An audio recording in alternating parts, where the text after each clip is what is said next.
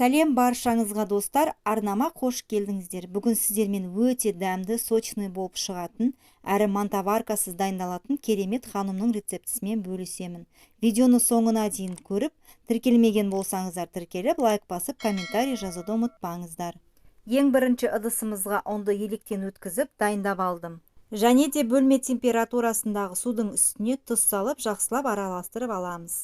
Тұзды суымызды жақсылап араластырып болғаннан кейін оның үстіне құямыз. Және де бөлме температурасындағы бір жұмыртқаны салып, жақсылап араластырып, қамыр елейтін боламыз.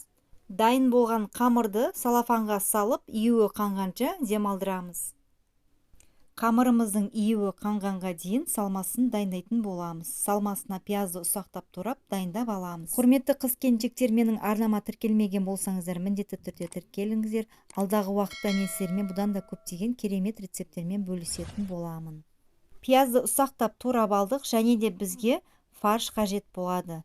Туралған пиязымызды фарштың үстіне қосып, бұрыш, тұз қалауларыңыз бойынша салып жақсылап араластырып алатын боламыз.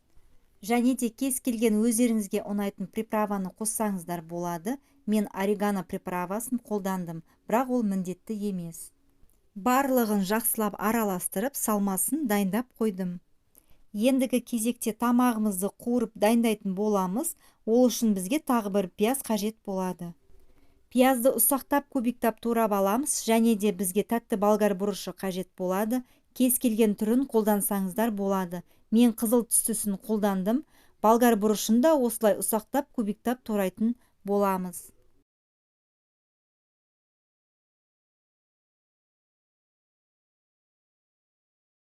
Ендігі кезекте қызып тұрған майға ең алдымен пиязды салып, жақсылап қуырып алатын боламыз. Пиязымыз сары түске енгенше жақсылап қуырып аламыз дағыны, үстіне қызыл болгар бұрышын жақсылап араластырып қуырып алатын боламыз. 1-2 минуттай жақсылап қуырып алғаннан кейін сәбізді қосып, жақсылап қуырып алатын боламыз.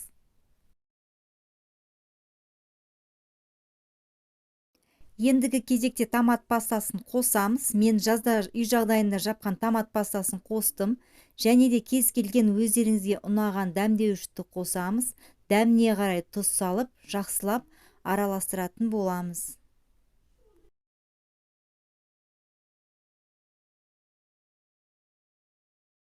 Барлығын қызарғанша жақсылап қуырып алған соң, 1 стакан су құйып, қақпағын жауып, баяу отқа қоямыз. Ал оған дейін дайын болған қамырымызды жаюға кірісеміз. Ең алдымен қамырымызды күлшелеп алып, оқтаудың көмегімен жаятын боламыз. Қамырды шетінен баса отырып, оқтаудың көмегімен біркелкі етіп жайып аламыз. Қамырымызды ұн себе отырып, жұқа етіп, бір тегіс етіп жайып аламыз.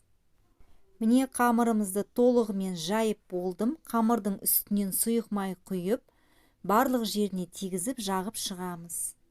Майды жағып болғаннан кейін алдын ала дайындап қойған салмамызды біркелкі етіп орналастырып шығамыз. Бұл ханымды міндетті түрде үйде жасап көріңіздер. Мантаваркада піскен ханымнан қарағанда өте дәмді болып шығады.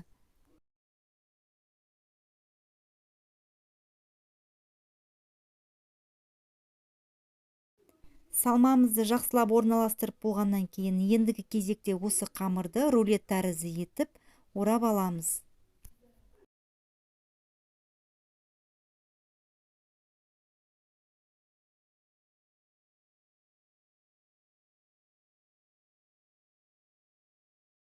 Оралған қамырымызды қайнап тұрған табамызға салып, қақпағын жауып, баяу отта 40-45 минут шамасында пісіріп алатын боламыз.